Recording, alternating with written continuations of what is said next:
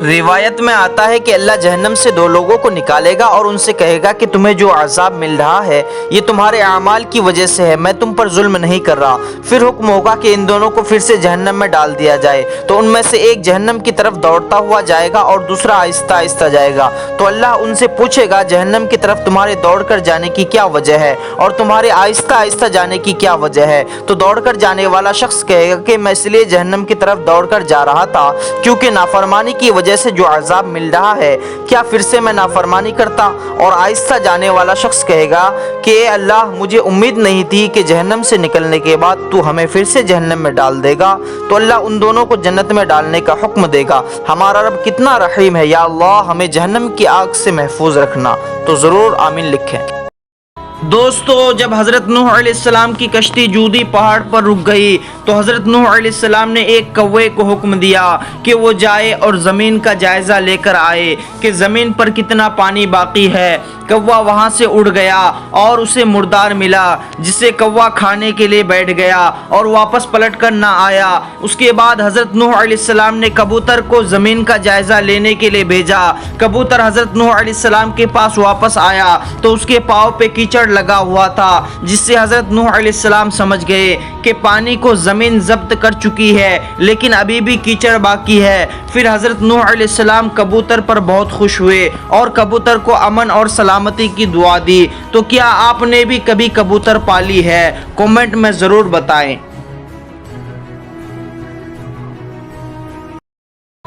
دوستو، کیا آپ جانتے ہیں وہ کون سے 70,000 لوگ ہیں جو بغیر حساب و کتاب کی جنت میں داخل ہوں گے؟ تو ہمارے نبی نے ارشاد فرمایا کہ مجھے خواب میں دکھایا گیا کہ میری امت کے 70,000 لوگ بغیر حساب و کتاب کی جنت میں داخل ہوں گے، اور یہ 70,000 لوگ وہ ہوں گے جو زنا نہیں کرتے، نہ جادو کرتے ہیں اور نہ ہی کرواتے ہیں اور نہ ہی کسی پر الزام لگاتے ہیں، بلکہ اپنے اللہ تعالیٰ پر بھروسہ رکھتے ہیں۔ تو کون کون جنت کی تیاری کرتے ہیں؟ کمنٹ میں ضرور بتائیں۔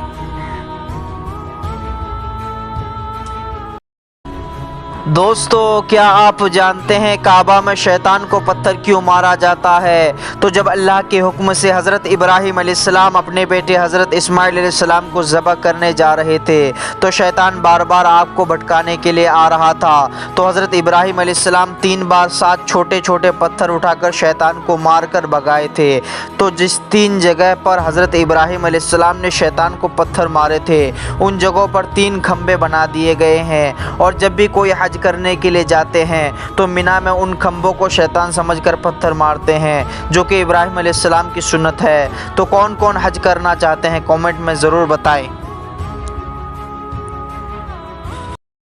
دوستو، آپ نے سنا ہوگا کہ اللہ کا ذکر ہر مصیبت کو ٹال دیتا ہے، تو آج دیکھ بھی لیجئے کہ یہ شخص اللہ کی عبادت کر رہا ہوتا ہے اور جیسے ہی سجدہ شکر ادا کر کے اٹھتا ہے اور وہاں سے ہٹتا ہے تو دیکھ سکتے ہیں کہ کس طرح سے یہ اتنا بھاری سامان اس جگہ پر گر جاتا ہے۔ اگر یہ اس کے اوپر گرتا تو اس کی جان چلی جاتی، مگر گرتا کیسے؟ وہ تو اللہ کا ذکر کر رہا تھا، اللہ نے اس پر آنے والی ہر مصیبت کو روک دیا۔ تو اللہ کا ذکر ہر مصیبت کو ٹال دیتا ہے، تو ایک بار اللہ اکبر ضرور لکھیے۔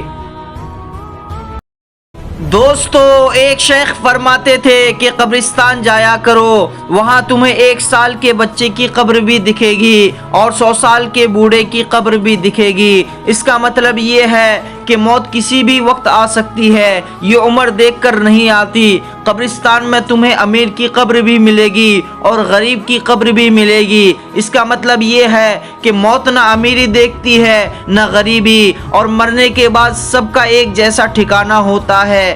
دنیا میں ہم فرق دیکھ سکتے ہیں کہ امیر کا گھر بڑا ہوتا ہے اور غریب کا گھر چھوٹا ہوتا ہے، لیکن مرنے کے بعد سب کی ایک جیسی ہی قبر ہوتی ہے، بس نیک انسان کی قبر کو کشادہ کر دیا جاتا ہے۔ تو اللہ ہم سب کو اچھی موت دے۔